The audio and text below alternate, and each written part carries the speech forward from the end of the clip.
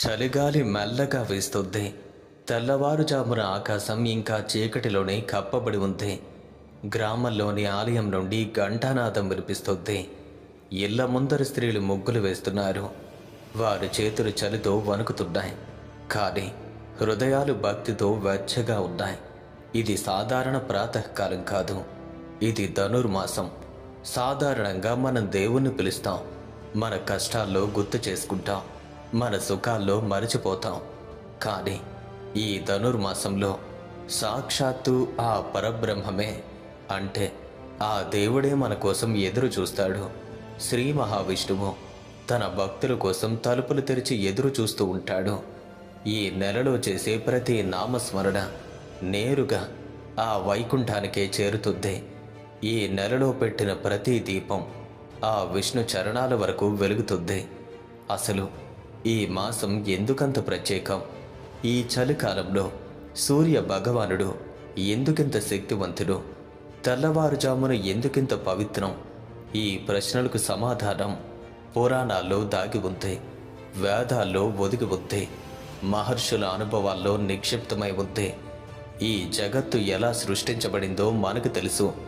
నారాయణుడు అనంత శయనంపై పడుకుని ఉన్నాడు. అతని నాభి నుండి బ్రహ్మదేవుడు పుట్టాడు. బ్రహ్మదేవుడు సృష్టించాడు. కానీ ఈ సృష్టికి కాలం కావాలి. కాలం లేకుండా సృష్టి ఉండదు. సూర్య భగవానుడే కాలపురుషుడు. అతడు విష్ణువు యొక్క నేత్రం.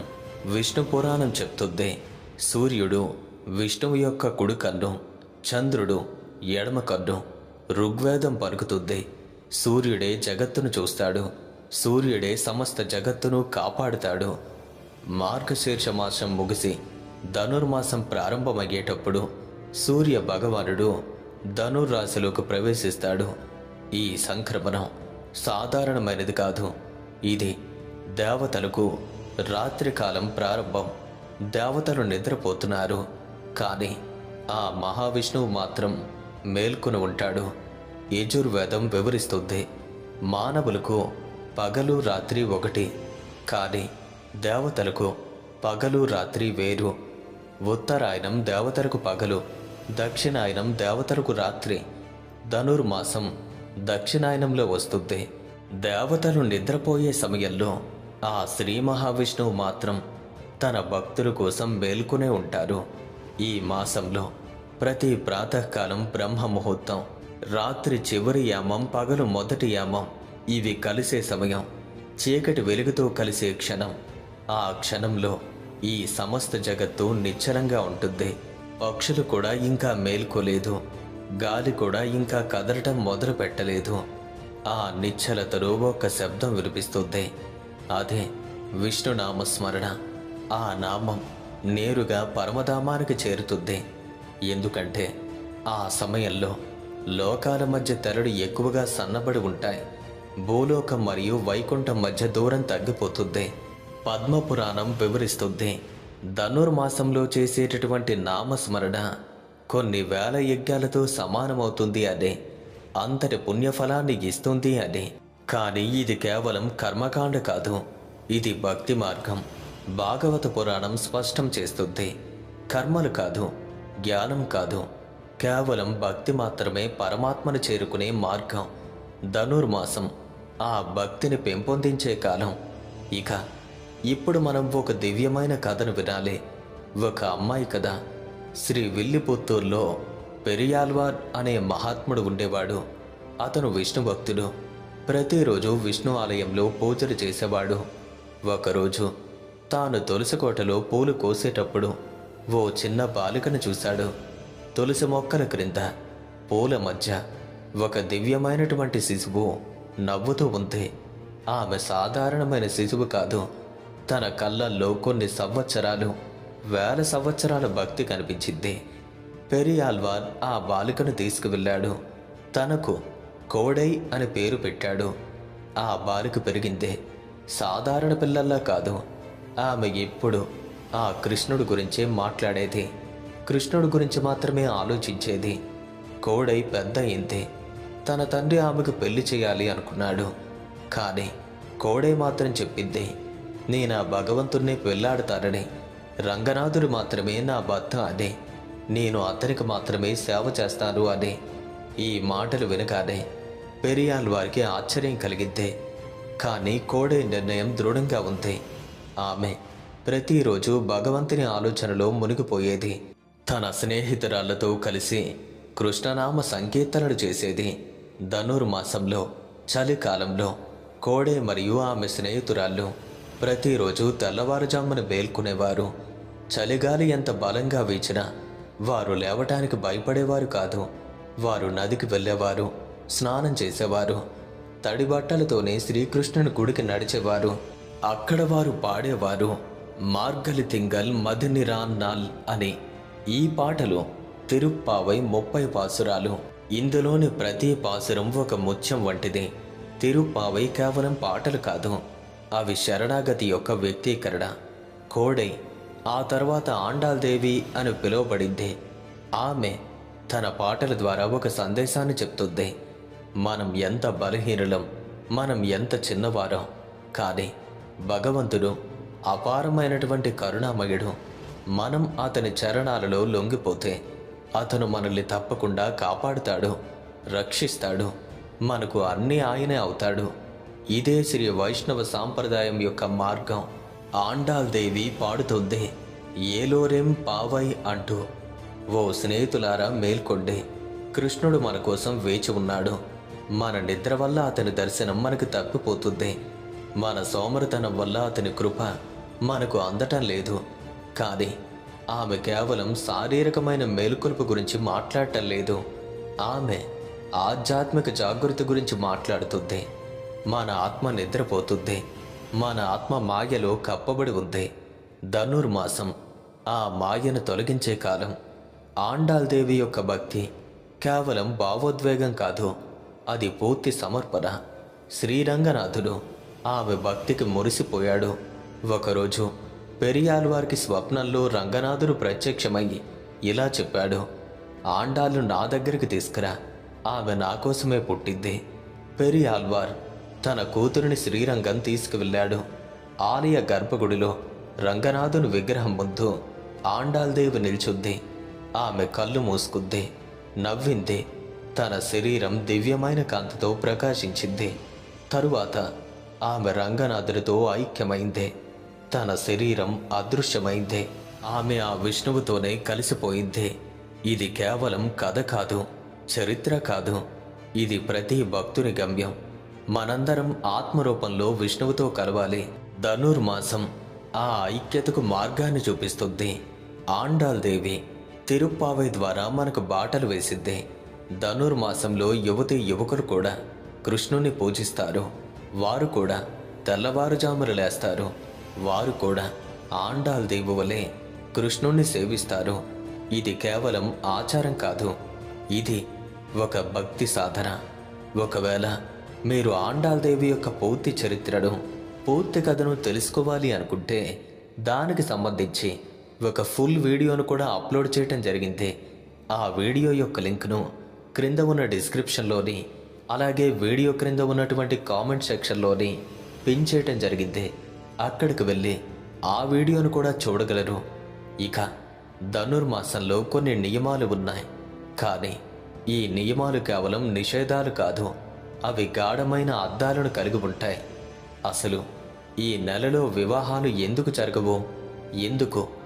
ఎందుకంటే ఈ నెల దేవతలకు రాత్రికాలం. రాత్రివేళ వివాహాలు మంచివి కావు. కానీ లోతైన అర్థం ఉంది. ఈ నెల భౌతిక బంధాల కోసం కాదు, ఆధ్యాత్మిక బంధాల కోసం. ఈ నెల శరీరాల వివాహం కోసం కాదు, ఆత్మ మరియు పరమాత్మ యొక్క వివాహం కోసం. ప్రతి భక్తుడు మరియు భక్తురాలు ఆ శ్రీ మహావిష్ణువులో ఐక్యమయ్యే వేళ ఇది. ఈ నెలలో ప్రతిరోజు ప్రాతకాలంలో స్నానం తప్పనిసరి. చలిగాలి వేస్తుంది, నీళ్లు మంచులాగా ఉంటాయి. కానీ భక్తుడు భయపడడు. ఎందుకంటే ఆ చల్లని నీళ్లు శరీరాన్ని శుద్ధి చేయటమే కాదు, మనస్సును కూడా శుద్ధి చేస్తాయి. చలి అహంకారాన్ని కరిగిస్తుంది. చలి అనవసరమైన ఆలోచనలు స్తంభింపజేస్తుంది. చలి మనల్ని విష్ణువు వైపుగా మళ్లిస్తుంది. స్నానం తరువాత విష్ణు సహస్రనామాన్ని పఠించండి. ప్రతి నామం ఒక శక్తి, ప్రతి నామం ఒక గుణం. విష్ణువు యొక్క అనంత స్వరూపాన్ని 1000 నామాలలో ఎలా సంగ్రహించగలం? కానీ మనం ప్రయత్నిస్తాం. ప్రతి నామాన్ని ఉచ్చరించేటప్పుడు మన హృదయం విస్తరిస్తుంది, మన అవగాహన పెరుగుతుంది. మనం ఆ విష్ణువును మరింత దగ్గరగా అనుభూతి చెందుతాం. తిరుప్పావై పఠించాలి. ఆండాల్దేవి యొక్క మధురమైన పాటలు. ప్రతి పాసురం మనల్ని కృష్ణుని వద్దకు చేరుస్తుంది. మొదటి పాసురం స్నేహితుల్ని పిలుస్తుంది. మధ్య పాసురాలు కృష్ణుని యొక్క గుణాలను వర్ణిస్తాయి.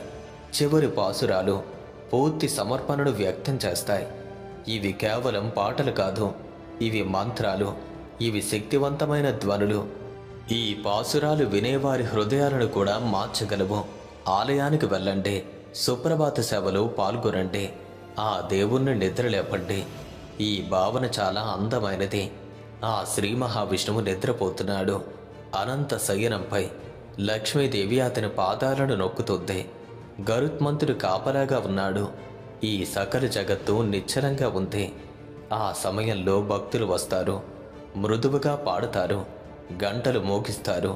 వారు ఆ మహావిష్ణువును మేల్కొలుపుతారు. శ్రీ మహావిష్ణువు కళ్ళు తెరుస్తారు. అతను భక్తులను చూస్తాడు, నవ్వుతాడు. అతని కృప ఎప్పుడూ భక్తులపైన కురుస్తూనే ఉంటుంది. ఈ సుప్రభాత సేవ కేవలం ఆచారం కాదు, ఇది ప్రేమ. తల్లి తన బిడ్డను ఎలా మెల్లగా నిద్రలేపుతుందో అలాగే భక్తులు ఆ దేవుణ్ణి కూడా లేపుతారు. భయంతో కాదు, ప్రేమతో. విధులుగా కాదు, సేవగా. ఇదే భక్తి యోగం యొక్క సారాంశం. ధనుర్మాసం చలిగా ఉంటుంది, చీకటిగా ఉంటుంది. కానీ ఈ చలి మరియు చీకటి ప్రతీకాత్మక అర్థాలు కలిగి ఉన్నాయి. చలి అంటే మన అహంకారం కరగటం, మనం ఎంత శక్తివంతులమో అనే భావన ఆ చలిలో నిలబడదు. మనం విష్ణువును ఆశ్రయించాల్సి వస్తుంది. చలి మనల్ని వినయంతో నింపుతుంది. చీకటి అంటే మన అజ్ఞానం. మనం మాయలో ఇరుక్కున్నాం. మనం ఈ భౌతిక జగత్తును నిజమని అనుకుంటున్నాం. కానీ అది ఒక నీడ మాత్రమే. నిజమైనది ఆ శ్రీ మహావిష్ణువు మాత్రమే. ధనుర్మాసం యొక్క చీకటి మనకు ఈ సత్యాన్ని గుర్తు చేస్తుంది. చీకటిలో మనం కాంతిని వెతుకుతాం. ఆ కాంతి ఆ శ్రీ మహావిష్ణువు యొక్క స్వరూపం. తెల్లవారుజామున అంటే దివ్య కృప. చీకటి నుండి వెలుగులోకి మారటం, రాత్రి నుండి పగలులోకి ప్రయాణం. ధనుర్మాసంలో ప్రతి తెల్లవారుజామున కూడా మన జీవితంలో ఓ కొత్త ప్రారంభం. ప్రతిరోజు మనం కొత్తగా పుట్టగలం. మన పాత పాపాలను విడిచిపెట్టి కొత్త మార్గంలో నడవగలం. ఈ అవకాశం విష్ణువు మనకు ఇస్తున్నారు. ధనుర్మాసం ఆ అవకాశాల నెలగా పిలువబడుతుంది. మన జీవితాల్లో చాలా కష్టాలు ఉంటాయి, మనకు ఎన్నో బాధలు ఉంటాయి, మనకు సందేహాలు ఉంటాయి, మనం ఎన్నో భారాలు మోస్తున్నాం. ధనుర్మాసం ఆ భారాలన్నింటినీ దించే సమయం. ఆ శ్రీ మహావిష్ణువు మన బాధల్ని వింటాడు, తీసుకుంటాడు. కానీ మనం అతనికి సమర్పించాలి. మనం మన అహంకారాన్ని, మన భయాలను, మన కోరికలను అతని పాదాల వద్ద ఉంచాలి. అప్పుడు అతను మనల్ని భారం లేకుండా చేస్తాడు. అప్పుడు మనకు మనం చాలా తేలిగ్గా అనిపిస్తాం. అప్పుడే మనం ఆనందంగా ఉంటాం. ధనుర్మాసం అనేది కేవలం క్యాలెండర్లో వచ్చే ఓ నెల కాదు. ఇది మార్పు యొక్క సమయం. ఇది పరివర్తన యొక్క కాలం. మనం ఏ మనుషులమో అది ముఖ్యం కాదు, మనం ఏ మనుషులు కావాలనుకుంటున్నామో అది ముఖ్యం. ధనుర్మాసం మనల్ని మెరుగైన వ్యక్తులుగా మారుస్తుంది. మరింత దయగల వ్యక్తులుగా, మరింత వినయంతో ఉన్న వ్యక్తులుగా, మరింత భక్తితో నిండిన వ్యక్తులుగా. ప్రియమైన భక్తుడా, ఇది విను. చలిగాలి వీస్తోంది, చీకటి ఇంకా కప్పి ఉంది. నీవు లేవాలి, కొత్త వస్త్రాలను ధరించాలి, నీ పాదాలు నడవాలి, ఆలయానికి వెళ్ళాలి. ఆ శ్రీ మహావిష్ణువు నిన్ను పిలుస్తున్నాడు. అతను తన తలుపులు తెరిచి ఉంచాడు. అతను నీ కోసం ఎదురు చూస్తున్నారు. నీ నామస్మరణ అతనికి వినిపిస్తుంది. నీ భక్తి అతన్ని హర్షింపజేస్తుంది. ధనుర్మాసం నీ మాసం. ఇది నీ సమయం. ఈ అవకాశాన్ని వదులుకోవద్దు. నారాయణ నారాయణ శ్రీమన్నారాయణ. ఈ నామాన్ని పలుకు, ఈ నామాన్ని జపించు. ఈ నామం నీ శ్వాసలో కలుపుకో. అప్పుడు నీవు ఎక్కడున్నా, ఏం చేస్తున్నా ఆ విష్ణువు నీతో పాటు ఉంటారు. అతని కృప నిన్ను చుట్టుముడుతుంది. అతని ప్రేమ నిన్ను రక్షిస్తుంది. ధనుర్మాసం ఆశీర్వాదం. ఈ ఆశీర్వాదాన్ని స్వీకరించు. ఆ శ్రీమన్నారాయణ యొక్క కృపకు పాత్రుడివవ్వు. ఓం నమో నారాయణాయ. ఓం నమో భగవతే వాసుదేవాయ. ఈ వీడియో కనుక మీకు నచ్చినట్టయితే లైక్ చేయండి, షేర్ చేయండి. ఇలాంటి మరిన్ని ఆధ్యాత్మికపరమైన వీడియోల కోసం ఇప్పుడే మన ఛానల్ను సబ్స్క్రైబ్ చేసుకోండి. ఆ శ్రీ మహావిష్ణువు యొక్క అనుగ్రహం సదా మీపై ఉండాలని మనస్ఫూర్తిగా కోరుకుంటూ ఓం నమో నారాయణాయ. ఓం నమో భగవతే వాసుదేవాయ. ఓం నమః శివాయ. సర్వే జనా సుఖినో భవంతు.